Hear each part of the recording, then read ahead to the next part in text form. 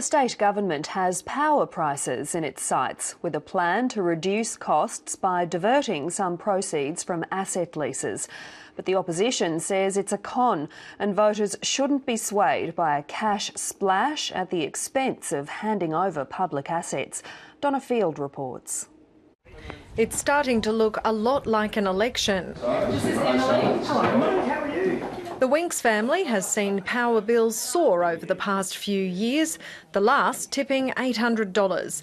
The LNP wants to reduce that burden. The bottom line for Queenslanders is that for an average household, they will see the cost reduction through this initiative of $577 over a 5-year period.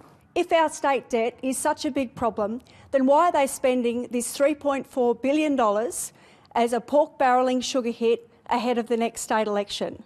Under the cost of living relief scheme, the government will pay the generous solar feed-in tariff. That cost is currently worn by power companies and passed on to all consumers. Effectively, we will permanently remove from the cost base of the electricity networks the cost of the solar feed-in tariff. I stress it is fiscally responsible, it is good public policy, and it deals with a very big problem that we inherited. But for the money to flow, the government needs to lease assets. This is a huge cash offer, but if you sell our assets, we will lose $2 billion a year in revenue. The opposition says a long-term lease is the same as a sale. The Premier doesn't, but sometimes struggles with the distinction. $37 billion gets raised from the lease of assets, I should say. It's a plan contingent on re-election, with the money to flow from July next year. Businesses too will benefit.